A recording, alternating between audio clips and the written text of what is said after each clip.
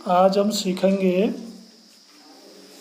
भगवान के डाकिए इस पाठ का अर्थ और इस पाठ में जो प्रश्न उत्तर दिए हैं, शब्दार्थ दिए हैं, उनके बारे में जानेंगे।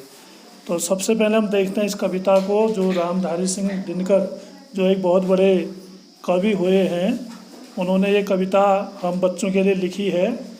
तो रामधारी सिंह दिनकर कहते हैं, पक्षी और बादल ये भगवान के डाकिए हैं, जो एक महादेश से दूसरे महादेश को जाते हैं।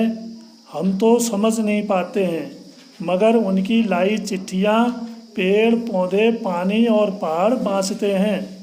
हम तो केवल यह आंकते हैं कि एक देश की धरती दूसरे देश को सुगंध भेजती है, और वह सौरभ हवा में तैरते हुए पक्षियों की पंखों पर तिरता है, और एक देश का भाप दूसरे देश में पानी बनकर गिरता है। तो ये बहुत अच्छी कविता श्री रामधारी सिंह दिनकर जी ने यहाँ पर रची है और हमारे लिए प्रस्तुत की गई है हमारे पाठ्यक्रम में।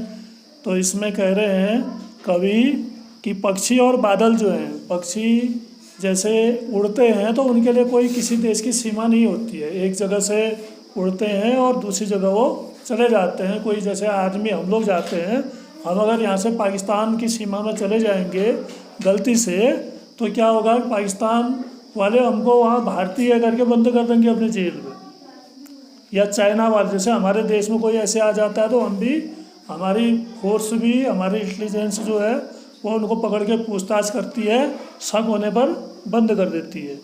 ठीक, बिना परमिशन के नहीं जा सकते हमने परमिशन लेनी पड़ती है, आदमी को परमिशन लेनी पड़ती है एक देश से दूसरे। इसको कहते हैं वीज़ा पास बनवाना पड़ता है, और उसके बाद ही हमें वहाँ आने जाने का मौका मिलेगा। और तो यहाँ पर जो है दिनकर जी कह रहे हैं कि पक्षी और बादल के लिए ये कुछ नहीं है, वो एक देश से आते हैं और दूसरे देश में चले जाते हैं और दूसरे महादेश को चले जाते हैं। फिर हम तो समझ नहीं पाते हैं, मगर उनकी लाई चिट्ठियाँ, जो चिट्ठियाँ लेके आते हैं यदि संदेश लेके आते हैं, उसको कौन समझते हैं? पेड़ पौधे पानी और पहाड़ बाँचते हैं मतलब पढ़ते हैं। तो ये जो प्रकृति है वो समझ जाती है कि मौसम बदलने लगा है। जैसे जाड़ों के मौसम में पंछी वहाँ से उड़ के इधर आ जाते हैं हिंदुस्तान में, उत्तरी देशों के, और गर्मियों में हमारे पंछी यहाँ से उड़ के उत्तरी देशों में, वहाँ ठंडा होता है, वहाँ चले जाते हैं।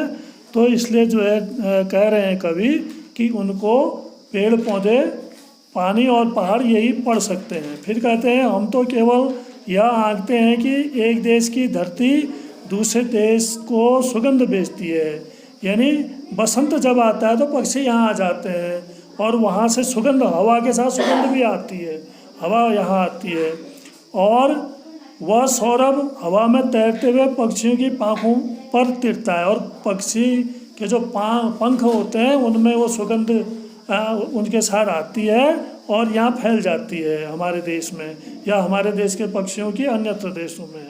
और एक देश का भाप दूसरे देश में पानी बनकर तिरता है। एक देश का भाप यानी जब जल वाष्प होता है और यहाँ से पानी का वाष्प बनता है, आसमान में जल जाता है, हवा बहती है, तो हवा के साथ दूसरे देश में वाष्प जाते हैं, वहाँ पहाड़ों से टकराती है, और वहाँ पर वो हवा जो है भाप भरी हवा बारिश करती है। तो कहते हैं कि ये भगवान के डाकिए हैं। डाकिए यानी जो एक देश का संदेश दूसरे देश तक बिना किसी परमिशन के पहुंचा सकते हैं। धन्यवाद।